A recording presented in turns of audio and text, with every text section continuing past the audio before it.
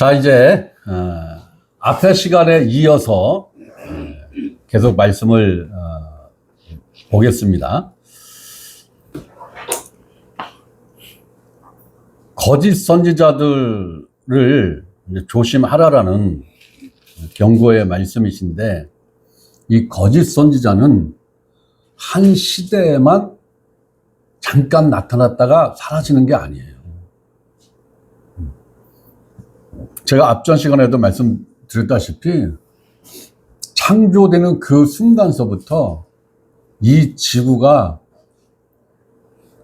하늘이 두루마리처럼 말려서 없어지고 이 지구가 체질이 풀어지는 것 같이 풀어져서 없어지는 그 순간까지 이 거짓 선지자는 존재하는 겁니다.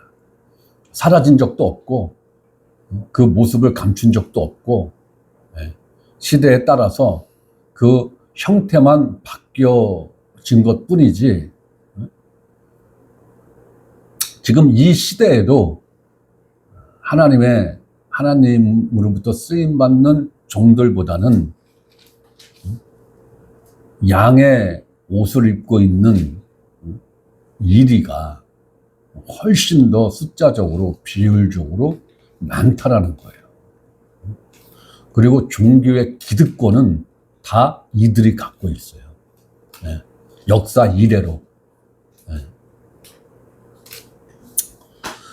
자, 이런 거짓 선지자들에게는 이런 열매가 맺는다라고 성경은 증언을 하는 겁니다. 이들에게는 생명이 없고 평안이 없어요. 생명이 없고 평안이 없습니다. 생명이 없고 평안이 없기 때문에 거짓 선지자들은 복음을 이야기하지 않습니다. 복음이라는 단어는 사용을 하는데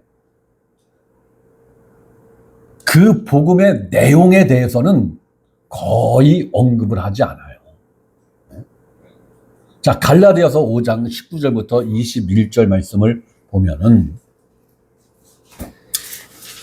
자, 육체의 일은 분명하니 곧 음행과 더러운 것과 호색과 우상 숭배와 주술과 원수 맺는 것과 분쟁과 시기와 분냄과 당 짓는 것과 분열함과 이단과 투기와 술 취함과 방탕함과 또 그와 같은 것들이라.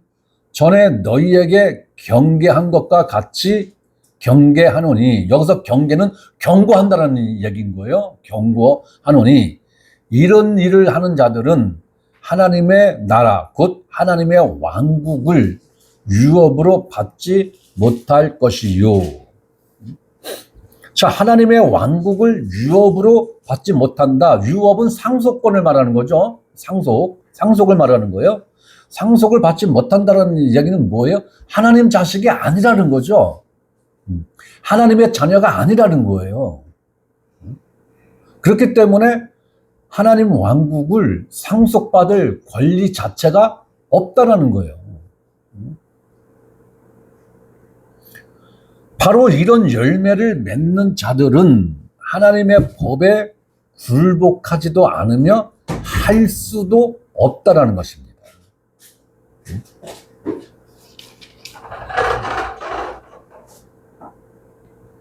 우리는 이러한 부분들을 잘 생각을 해야 돼요.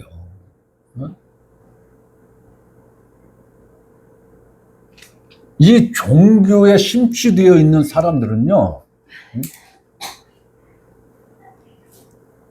나는 이런 현상이 왜 시간이 흐르면 흐를수록 이런 현상들이 더 짙고 두껍게 형성되는지 참 아이러니한데요. 목사의 말과, 그러니까 설교자의 말을 하나님의 말씀과 동일시하는 이 현상은 굉장히 위험한 겁니다. 이거는 시대를 불문하고 이거는 엄청나게 위험한 거예요. 설교자의 말 믿고로 하나님 말씀, 이거 아니거든요. 저도 가급적이면은 제가 일반적인 설교 스타일로 하지 않잖아요. 그죠? 뭐 수요일 날도 그렇고 주일 날도 그렇고. 거의 성경을 읽어가면서 그 성경 말씀을 제가 이해하고 깨달은 말씀을 이제 설명을 하는 식으로 하잖아요. 그럼에도 불구하고 제가 성경을 해석하고 적용하고 설명하는 부분에 있어서 내 사적 사상과 감정과 생각이 굉장히 많이 들어가 있다고요. 네? 그러니까 여러분들이 제 설교, 이 말씀을 성경을 해석하고 적용하고 하는 이 말씀을 100% 액면가 그대로 받아들이면 안 된다는 얘기인 거예요. 어? 틀릴 수도 있지. 우리 목사가 이해를 잘못했을 수도 있지. 그러면 해석과 적용이 잘못됐을 수도 있지. 네. 여러분들은 항상 이걸 깔고 제 설교를 들어야 된다고요. 네. 네. 그래야지만이 여러분들이 무턱대고 종교에 안 빠진다고요. 무턱대고 종교. 네. 무턱대고 믿고 봐 설교에 안 빠진다고요. 네. 아니, 담임 목사 설교도 기본적으로 저놈 설교가 맞을까 틀릴까 틀릴 수도 있지 뭐. 이걸 깔고 설교를 듣는 사람이 다른 목사 설교는 오죽하면 더 의심을 깔고 듣겠어. 네? 저는 제가 하는 설교가 100% 진리다 절대로 그렇게 생각하지 않습니다. 네? 맞는 부분도 있고 틀리는 부분도 있어요. 네? 이것을 목사 스스로 인정하지 않으면 그 목사는 발전하지 못해요. 성장하지 못해요. 제가 앞으로 설교를 100년을 한다 할지라도 100년 후에 제가 하는 설교는 그럼 1.1획도 틀리는 설교가 없을까요? 만약에 100년을 설교를 했다고 가정을 했을 때 그때도 역시 마찬가지예요. 수두룩하게 틀리고 수두룩하게 다른 해석과 이해를 할 수도 있는 거예요. 100년을 설교를 한다 해도. 그러니까 여러분들이 목사가 하는 말 혹은 설교자가 하는 말은 곧 하나님 말씀이야. 이 등식을 갖고 있다면 여러분들은 속고 있는 거예요. 목사에게 속고 있는 게 아니라 이 세상을 지배하고 있는 그 악한 영들에게 여러분들은 속고 있는 거예요. 그런 오류에 빠지면은 진짜 심각합니다. 그건 오류예요. 분명히 오류입니다.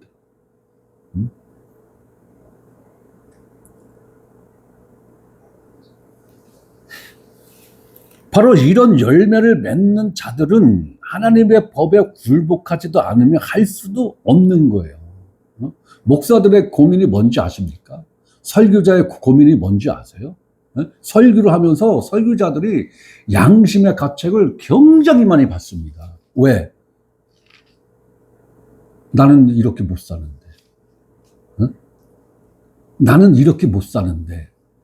성도들한테는 이렇게 살으라고 어필을 해야 되는 이런 말씀들을 만나면은 아주 곤혹스러운 거예요.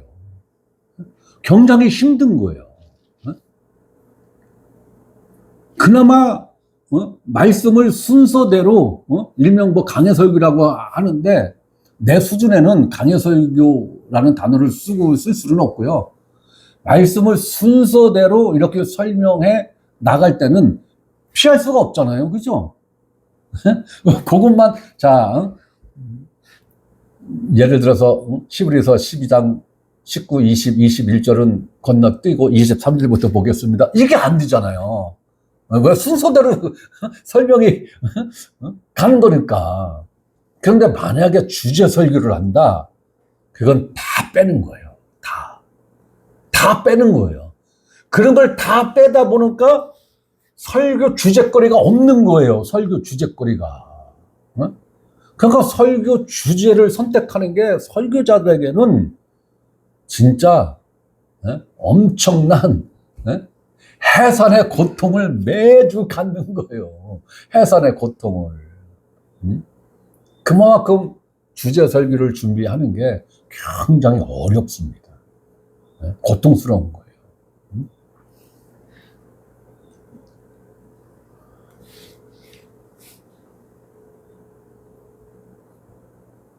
자, 이러한 사람들에게 하나님은 이렇게 말씀을 하시는 거예요.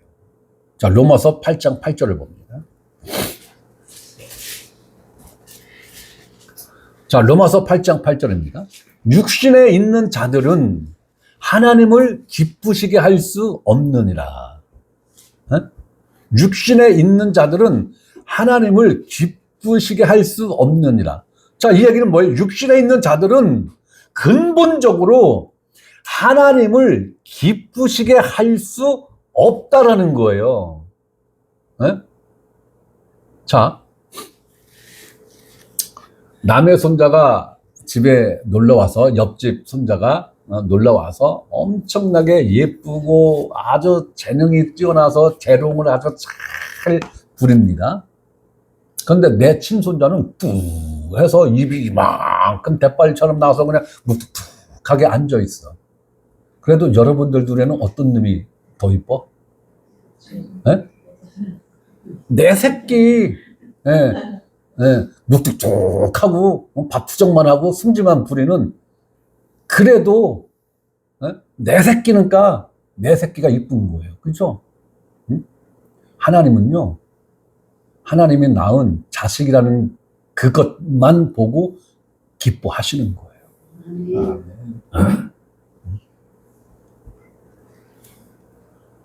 하나님으로부터 나아진 사실이 없으니까 온갖 재롱을 부려서 하나님을 기쁘게 해드리려고 한단 말이에요. 어떠한 재롱잔치를 합니까? 주일성수라는 재롱을 떨어야 돼요. 이것만 갖고는 안 되라고 설교자가 점수를 딱 매깁니다. 주일성수는 45점이야. 그럼 뭘 또 해야 됩니까? 11조를 해야지. 11조라는 재롱을 떨어야 하나님이 기뻐하시고 하나님이 하늘 문을 열어서 하늘의 보화를 쏟아부어 준다니까? 하나님이 심지어 이렇게까지도 말씀하셨어. 내가 너희를 복을 주나 안 주나 무엇으로 시험을 해보라고? 11조로, 온전한 11조로 테스트를 한번 해보라라고 하나님이 오죽하면 이렇게까지 말씀을 했겠어. 응? 11조를 또 열심히 합니다. 나는 이제 100점짜리겠지. 하나님이 기뻐하실 거야. 얼마나 기뻐하시면 하나님이 나에게 축복의 통로를 대문짝까지 열어서 막 그냥 금은보화를 쏟아부어 줄까. 그러니까 또 설교자가 또 점수를 딱 매깁니다. 아니야. 주일성수하고 11조 한 거 총계가 73점밖에 안 돼. 그래요? 그럼 뭘 또 해야 됩니까? 충성, 봉사, 헌신이라는 재롱을 해야 돼. 이거 잘해야 된다. 그런데 충성, 봉사, 헌신은 목사의 말에 순종을 잘해야 돼. 여기서 목회자가 의도를 했던 안 했던 이 대목에서 성도들로 하여금, 종교인들로 하여금 목사와 하나님을 동일시하는 이 등식을 갖게 만드는 대목이 여기에요. 충성, 봉사, 헌신. 그러면서 목사의 말에 순종을 잘 해야 됩니다. 이게 엄청난 문제인 거예요. 이게. 이 재롱을 부리기 위해서, 그리고 이 재롱을 부리는 그 순간서부터 이 사람들은 하나님의 말씀에 순종하는 게 아니라 목사의 말씀에 순종하기 시작한단 말이에요. 왜? 나머지 27점의 점수를 따기 위해서. 그 27점의 점수는 누가 매기는 거예요? 성령님이 매겨야 정상이죠, 원래는. 그죠? 그런데 목사의 점수를 하나님이 매긴 점수로 동일시하는 현상이 여기서부터 벌어지는 거란 말이에요. 네? 이쯤 됐으면은 이런 사람들은 헤어나지 못해요. 네, 절대적으로 헤어나지 못해요. 그리고 이 사람들이 갖는 사상은 어떤 사상을 갖느냐? 목사는 제사장이에요. 목사는 제사장이에요. 네. 이 개념을 100% 갖고 있어요. 성도들도, 교인들도. 네. 이 등식을 갖고 있는 사람들은, 등신이라는 게 아니에요. 등식. 네. 이 등식을 갖고 있는 사람들은 참 안타깝습니다. 네. 대단히 안타까운 거예요. 네. 이 육신에 속해 있는 사람들은 육신의 것을 가지고 하나님을 기쁘시게 하려고 한단 말이에요. 이 재롱잔치를 한도 끝도 없이 해야 되는 거예요. 이 재롱잔치를. 육신에 있는 자들은 하나님을 기쁘시게 하는 것이 아니라 자신의 기쁨을 위하여 하나님을 도구로 이용하는 거예요. 하나님을 도구로밖에 생각을 안 하는 거예요. 예수 그리스도와 십자가는 자기 자신을 이롭게 하는, 복을 받게 하는 도구로밖에 인식을 하지 않고 있는 거예요. 그러면서 9절. 만일 너희 속에, 우리 영 안에 말하는 거예요. 우리 영 안에 하나님의 영이 거하시면, 여기서 말하는 하나님의 영은 누구를 말하는 거예요? 성령님을 말하는 거죠. 네. 하나님의 영이신 성령님이 거하시면, 거한다라는 얘기는 단순히 내 안에 들어와 있는 그 단순성을 말하는 게 아니라 성령님이 내 안에 생명으로 사신다라는 거예요. 그리고 내 안에 이 생명을 성령님이 살아내신다라는 거예요. 네? 그러한 의미의 거하심이란 말이에요. 네? 그러니까 내가 기분 좋을 때는 성령님이 계시는 것 같고, 내가 스트레스를 받고 영적으로 침체되어 있으면 성령님이 떠난 것 같고, 네. 이건 느낌이에요. 이건 지식이 아니란 말이에요. 올바른 지식이 아니에요. 네? 유대인들이 무엇 때문에 망한다라고 사도 바울이 이야기했어요? 너희가 지식을 쫓지 않는 것이다 라고 경고를 한단 말이에요. 올바른 지식을 쫓는 게 아니다. 네? 바로 나를 성령님의 집으로 삼아 내 안에 사신다라는 거예요. 그렇기 때문에 내가 무엇이다? 무엇라고 성경은 말하고 있습니까? 성전이다. 성전이다. 그러면 성전 한 명 한 명의 각각 독립된 성전인데, 이 성전들이 모여서 형성되는 게 뭐예요? 교회예요. 교회예요. 만약에 하나님이 AD 70년 그 무렵에, 네? 예루살렘에 있는 성전을 돌 위에 돌 하나 남김없이 지금 없애버렸잖아요. 만약에 예루살렘에 그 솔로몬 성전이 서 있다면 사도 바울이 이야기한 것, 야, 하나님의 영이 거하는 너희들, 성령이 거하는 너희들은 성전이야. 이거 이해할 사람 단 한 명이라도 있습니까? 없어요. 없어요. 응? 우리도 지금 1년에 최소한 1년에 한 번씩 예루살렘 간다고 난리를 칠 거예요. 그러면 여러분들 거지로 살아야 돼. 거지로. 1년에 한 번씩 예루살렘을 가려고 생각해봐요. 에?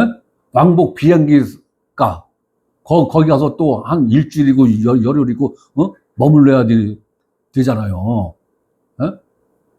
그러면 여러분들은 거지로 살아야 돼. 거지로. 에? 초가집에서 사셔야지만 1년에 한 번씩 예루살렘 갈 수 있다고. 응? 그런데 우리는 그러한 욕구 자체가 없잖아요. 왜? 내가 성전이니까. 내가 성전이니까. 응?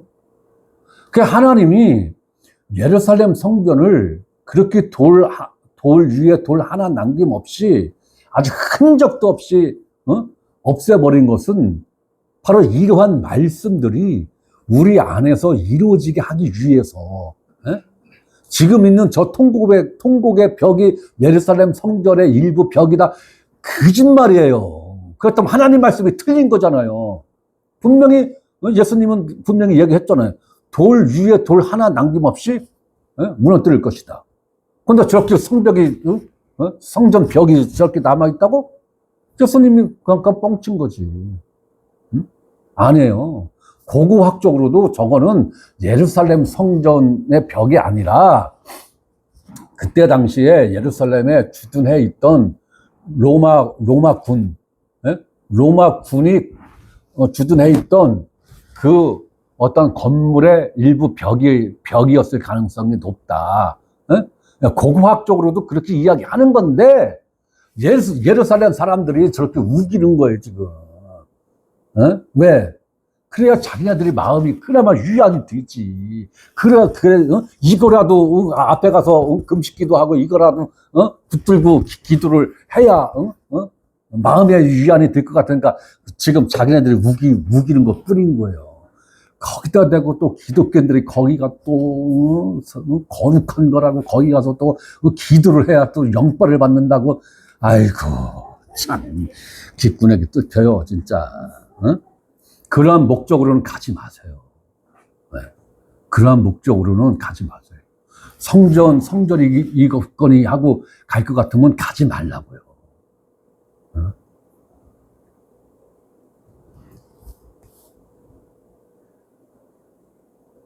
어디까지 갔죠?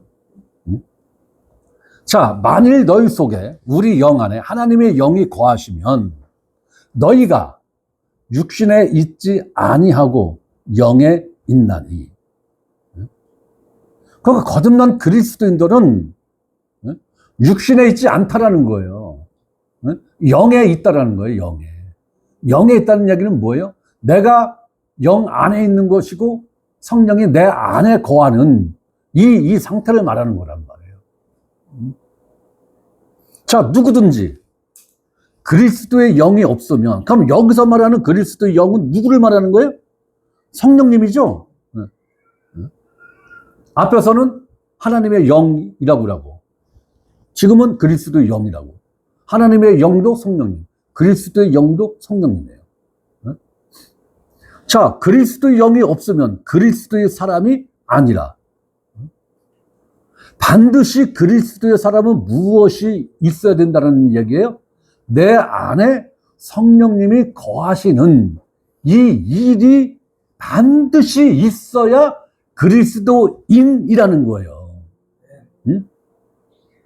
성령님이 내 안에 거하는 이 영적 사실이 없이 난 그리스도인이야 라는 것은 희망사항이에요. 희망사항이지 믿음이 아니란 말이에요. 희망사항을 자꾸 믿음으로 착각하는 사람들이 대부분인데 그거 아니라고요.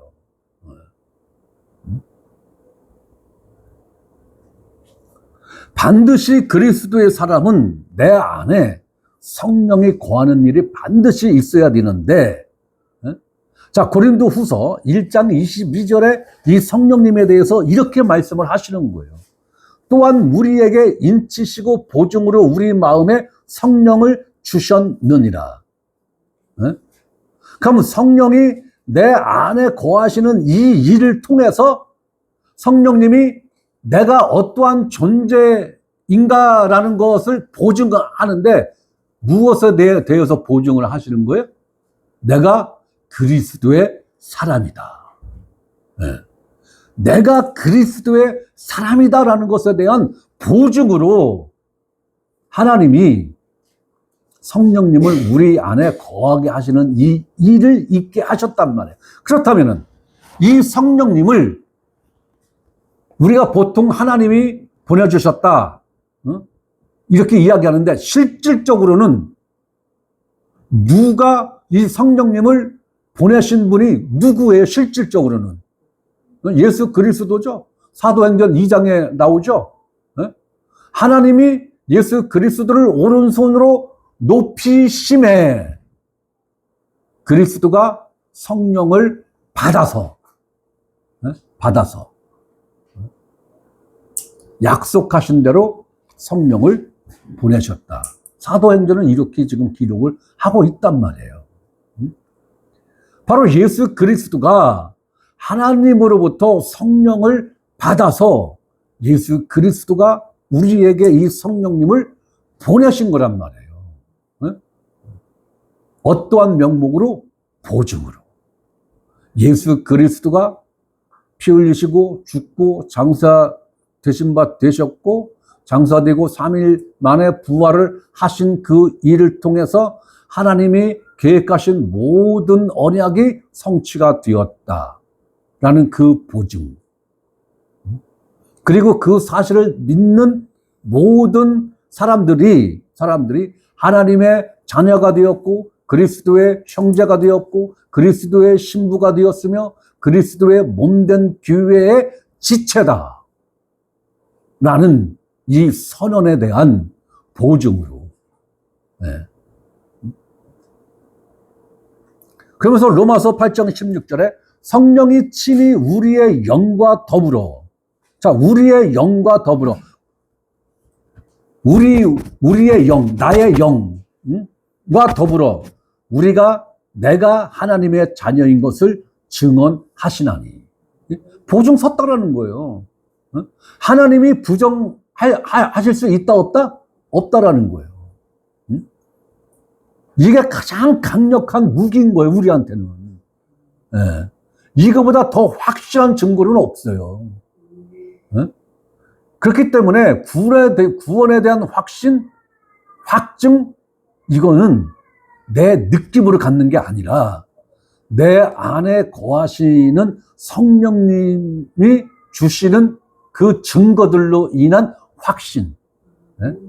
이게 절대적인 거란 말이에요. 이렇게 하나님의 자녀가 되었으면 당연한 열매가 있어야 된다는 것이 성경의 주장인 거예요. 하나님의 선포인 거예요. 에베소서 5장 9절에 빛의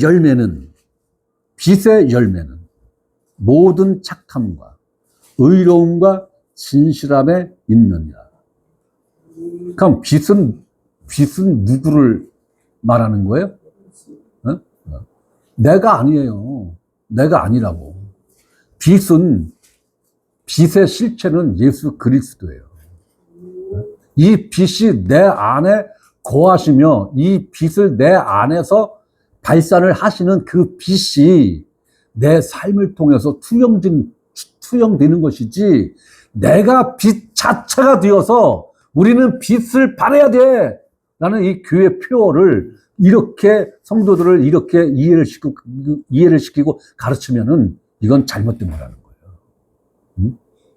그러니까 성도인 내가 빛이 돼야 돼. 그런데 나를 들여다보면 깜깜한 것밖에 없거든. 빛 자체가 없거든. 아니에요. 나는 어둠 그 자체야. 이 어둠 자체에 빛 자체이신 예수 그리스도가 생명으로 들어오셔야 비로소 내 안에서 빛이 밝혀지면서 내 안에서 밝혀진 그 빛이 내 삶을 통해서 내 생명을 통해서 비춰지는 것 뿐이란 말이에요. 자, 빛의 열매는 모든 착함과 의로움과 진실함에 있느니라. 야, 거봐. 그러니까 우리는 착하게 살아야 돼. 등신같이 사는 게 착하게 사는 거 아니에요. 세상 사람들로부터 이용당해주는 게 착한 게 아니라고요. 자, 흠정역 성경을 봅니다. 같은 구절을. 성령의 열매는, 자, 여기서 빛의 열매를 흠정역 성경은 성령으로다가 이렇게 표현을 했어요. 성령의 열매는 모든 선함과, 자, 착함과 선함은 약간 뉘앙스가 다르죠. 그죠? 네. 선함과 의와 진리 안에 있느니라. 그러니까 내 안에, 내 자체에 선함과 의와 진리가 있는 게 아니라 내가 모든 선함과 의와 진리 안에 있다라는 거잖아요. 빛의 열매가. 그러니까 빛의 열매는 내게 들 수가 없다라는 거예요. 성령의 열매라는 거예요. 성령이 내 안에서 일하셔서 드디어 드러나는 것. 그러니까 내가 힘쓰고 애쓸 이유 있어요? 내가 직장 동료들한테 무조건 친절해 해야 되고, 직장 동료들이 이것 좀 해줘라고 하면은, 그래, 알았어, 해줄게. 그걸 한 번, 두 번, 세 번, 10번 하다 보면 당연시 돼서 그걸 내 사정이 있어서 못 해주겠다라고 하면 이제 그때서부터 욕하고, 손가락질하고, 그러죠? 그런 걸 이야기하는 게 아니란 말이에요. 응? 자, 성령의 열매는 모든 선함과 의와 진리 안에 있느니라. 이걸 다른 말로 표현하면 누구 안에 있어야 되는 거예요?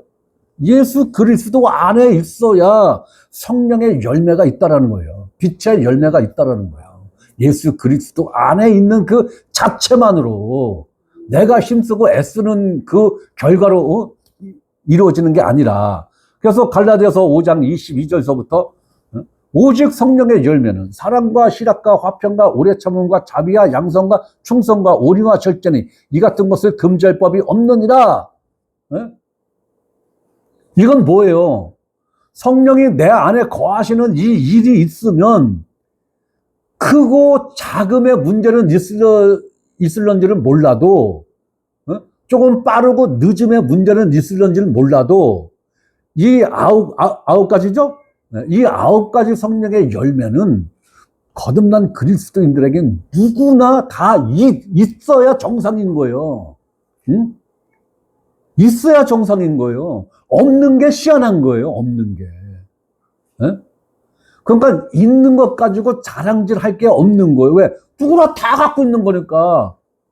그런데 또 희한한 사람은 니들 다 있니? 나는 없는데. 없는 걸 자랑해. 없으면 뭐야? 그리스도인이 아니라는 거지.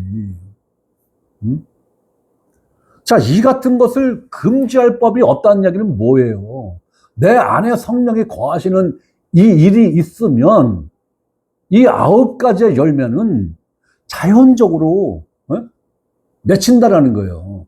내가 인간적으로 애쓰고 힘쓰고 노력하는 거, 이거 1도 반영이 안 된다라는 거예요. 왜? 생명 자체가 이 열매를 품고 있잖아요. 생명 자체가.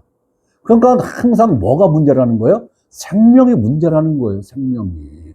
열매에 집중하면 안 되는 거예요. 뭐에 집중해야 돼요? 생명에 집중해야 되는 거예요. 생명만 있으면 열매는 자동 나오는 거예요. 자동. 네? 여기 무슨 열매가 있습니까? 응? 살구나무를 톱으로 폈다고 생각해 보세요. 응? 그럼 베어진 나무 위에 부분은 생명에서 떨어진 거죠. 떨어졌어도 얘네들 계속 열매 맺고 꽃 피고 이 잎이 그냥 싱싱한 상태로 있습니까? 아니죠. 살구나무라는 본질은 안 바뀌었어요. 그런데 뭐가 바뀌었어요? 생명이 바뀐 거예요. 그러니까 우리는 자꾸 겉으로 표출되어지는, 보여지는 거기에 집중을 하는데 이러면 답 없어요. 우리는 뿌리에 집중해야 되는 거예요.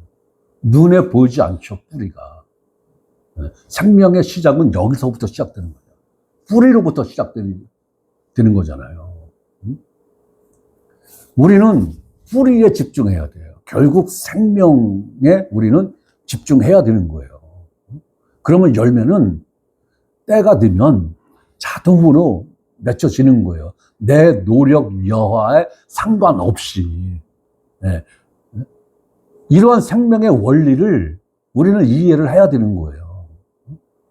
자, 그러면서 24절. 그리스도 예수의 사람들은 그리스도의 영이 있는 사람들은 이렇게 되는 거죠. 육체와 함께 그 정욕과 탐심을 십자가에 못 박았느니라. 그렇다면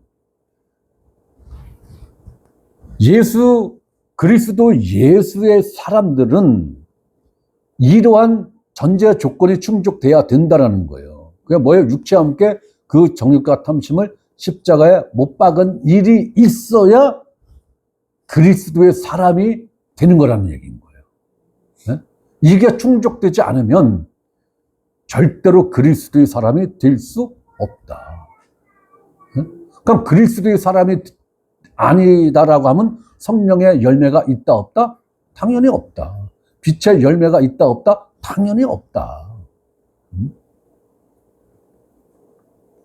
그러니까 이 죽음의 교리가 얼마나 중요한 거냐고요. 굉장히 중요한 거예요. 반드시 알아야 되는 거예요. 반드시 교회에서는 가르쳐야 되는 거예요.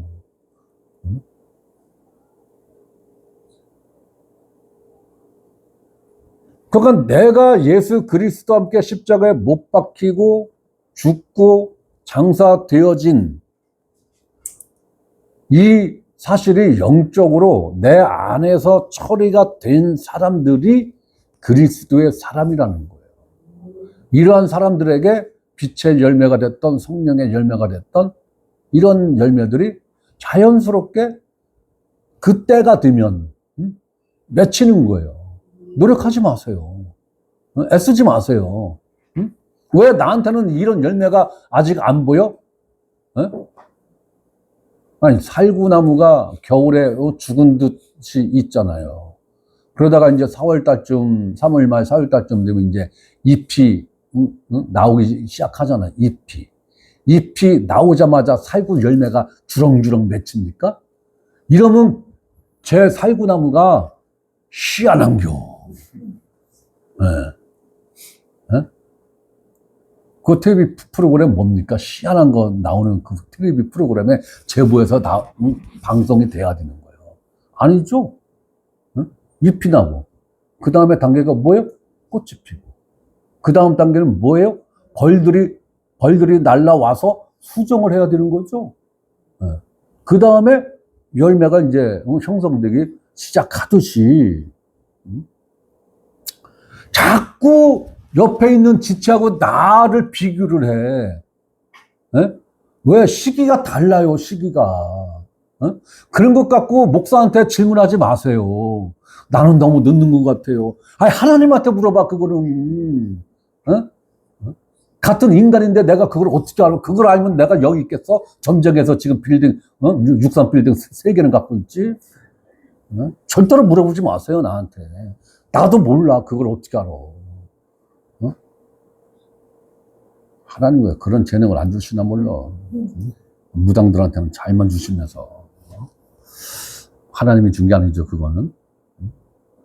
이게 있어야 되는 거예요. 이게. 자, 25절. 만일 우리가 성령으로 살면 또한 성령으로 행할지니. 이 얘기는 뭐예요? 야, 너희 안에 성령이 거하시면은 너는 성령으로 사는 존재야. 그 얘기를 하는 거잖아요, 지금. 헛된 영광을 구하여 서로 노엽게 하거나 서로 투기하지 말지니라. 헛된 영광이 어떤 영광이에요? 나를 위한 영광. 나를 위한 영광을 구하게 되면 서로 노엽게 한다는 거예요.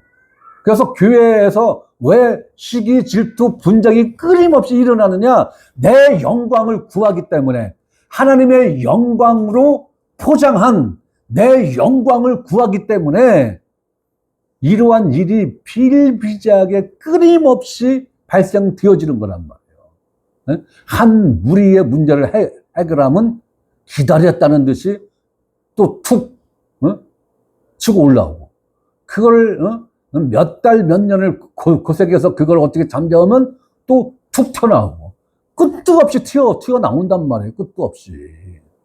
그게 뭐예요? 헛된 영광을 구하기 때문에 그런 거예요. 헛된 영광을 구한다는 건 뭐예요? 성령으로 살지 않는 거예요. 성령으로 행하지 않는 거예요. 자, 거짓 선지자들은 육에 속한 자들이며 이 거짓 선지자들에게는 생명과 평안의 열매가 있을 리가 없어요. 없습니다. 응? 근본적으로 없어요. 응? 그렇기 때문에 다만 불에 던져질 열매만 맺는 나쁜 나무요, 못된 나무라는 것이 예수님의 평가인 거예요. 응? 또한 이런 자들에게는 그리스도의 영이신 성령님이 없다라는 거예요. 응? 그리고 이런 자들은 그리스도의 사람이 아니다. 왜?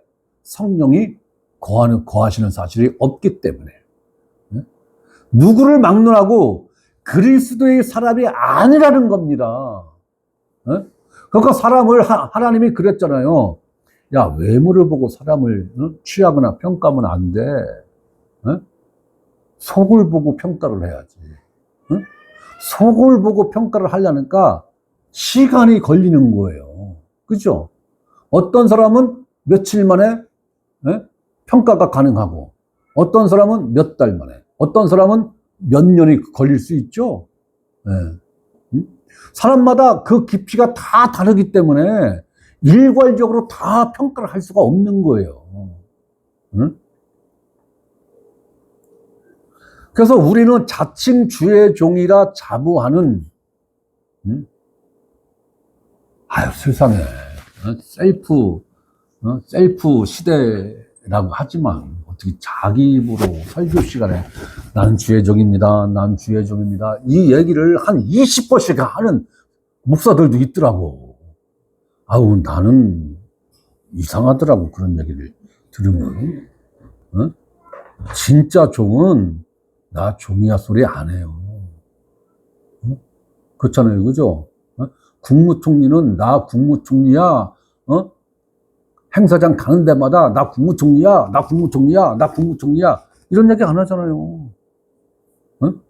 국회의원들이 행사장에 가서 사람 만나는 사람마다 나 국회의원이야, 나 국회의원이야, 나 국회의원이야, 이런 소리 안 하잖아요. 왜? 실제 국회의원이니까 모든 사람들이 알아보고 인정하잖아요. 대우해주잖아요. 사람들이 몰라볼까봐, 그리고 나를 주의 종으로 대접을 안 해줄까봐 자기 주둥아리로 셀프 자랑을 하는 거야. 나 주의 종입니다. 주의 종입니다. 주의 종입니다. 그 말 자체가 나는 거짓 선지자입니다. 저한테는 그렇게 들려요. 우리는 자칭 주의 종이라 자부하는 이러한 사람들을 진짜 조심해야 돼요. 조심해야 됩니다.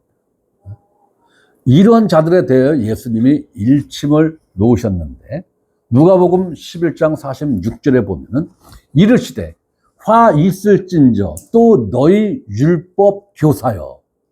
오늘날로 말하면 목사죠. 설교자입니다. 율법 교사여. 지기 어려운 짐을, 이거 뭐예요? 어떤 짐이에요? 율법이죠. 율법 교사인, 자기도 지기 어려운 그 율법을 오늘날로 이야기하면 주일성수, 11조, 충성봉사, 홍신, 맹목적 순종, 이러한 것을 사람에게 지우고,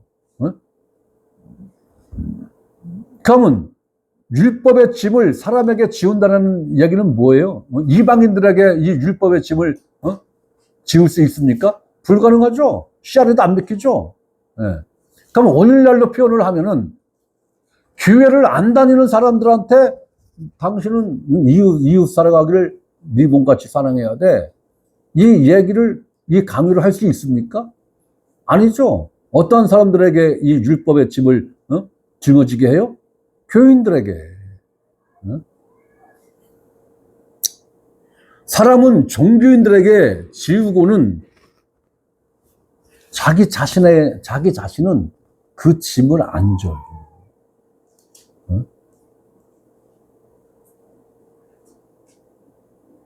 그렇다면 누가 누구에게 지기 어려운 짐을 강제로 지웠다라는 거예요? 율법 교사가 유대인들에게 강제로 율법을 지키라라고 강제했다라는 거예요. 이 말씀을 오늘날로 바꿔서 보자면 목사가 교인들에게 강제로 율법을 지키라고 강제했다라는 거예요. 그런데 우리는 이방인이잖아요. 분명히 우리는 이방인이에요. 유대인들이 아니에요. 그렇기 때문에 우리는 어떤 경우에도 율법의 짐을 지지 않아요.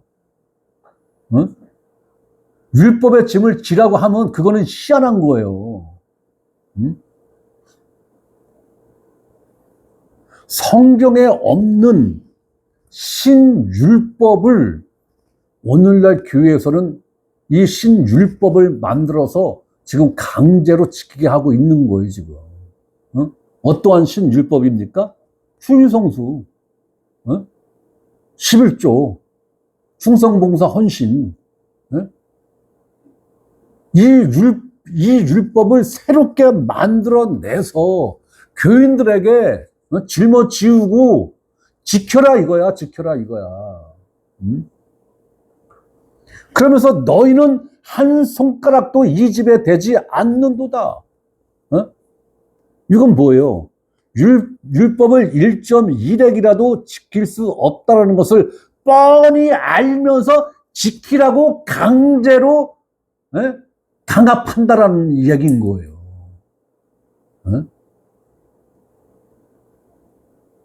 육신의 생각, 육신에 있다라는 것은 무엇입니까? 바로 나의 옛사람이 죽은 사실이 없다라는 거예요. 나의 옛사람이 죽은 사실이 없다라는 것은 예수 그리스도와 함께 십자가에 못 박힌 사실이 없다는 것으로 이것은 예수 그리스도 밖에 존재한다 라는 것을 지금 스스로 증명하는 것밖에는 안 되는 거랍니다. 예수 그리스도 밖에 있다는 것은 예수 그리스도와 아무 관계가 없다는 것으로 그리스도의 사람이 아니다라는 겁니다. 우리는 결코 육신을 따르는 자가 되어서는 안 된다라는 거예요. 우리가 육신을 따르지 않고 육신에 있는 자가 되지 않기 위해서는 우리의 옛사람이 그리스도와 함께 십자가에 못 박혀 죽은 사실이 체험적으로 있어야 된다. 자, 그리스도와 함께 죽었다는 진리가 무엇이냐? 예수 그리스도의 죽음은 마귀의 일을 멸하기 위함인데, 예수 그리스도와 함께 내가 죽었다는 의미는 첫째, 죄에 대하여 죽었다라는 거예요. 네, 죄에 대하여 죽었다. 즉, 내가 짓는 죄, 그리고 내 안에서 옛날에 내 옛사람에게 있어서 주인 행세를 했던 단수의 이 죄의 영향력으로부터 벗어난 상태, 이것을 죄에 대하여 죽었다라고 성경은 말씀을 하는 것이고, 둘째, 율법에 대하여 죽었다라는 거예요. 율법의 영향을 받지 않는다라는 거예요. 더더욱이나 우리는 이방인이에요. 셋째, 이제 우리는 죄와 율법으로부터 완전하게 자유로운 존재가 되었다라는 것입니다. 설교자가 어떠한 이유가 됐던, 명분이 됐던 명목으로라도 여러분들이 갖고 있는 이 자유함에 무언가 여러분들이 해결할 수 없는 그 무엇인가를 짐을 지운다면 여러분들은 빨리 도망가야 돼요. 아니면 목사를 내쫓든가. 둘 중에 하나는 여러분들이 반드시 실행하셔야 되는 거예요.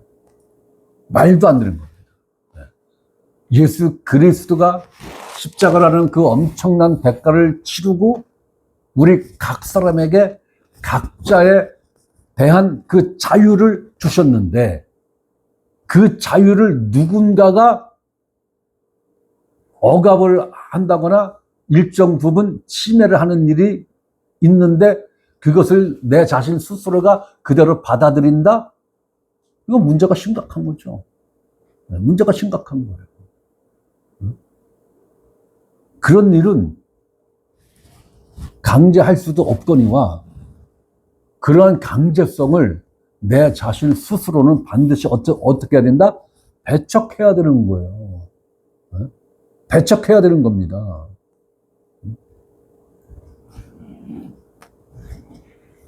자, 그래서 로마서 8장 1절과 2절에 하나님이 이렇게 말씀하신 거예요. 그러므로 이제 그리스도 예수 안에 있는 자에게는 결코 정죄함이 없나니.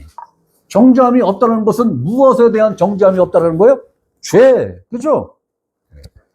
죄에 대한 정죄함이 없나니 이는 그리스도 예수 안에 있는 생명의 성령의 법이 죄와 사망의 법에서 너를 어떻게 했다? 해방하였다. 하나님은 이렇게 선포를 했는데 내 자신 스스로가 이 자유함을 반납하는 일이 있으면 된다, 안 된다? 안 된다라는 거예요. 있을 수도 없는 거예요. 반납을 할 수도 없거니와.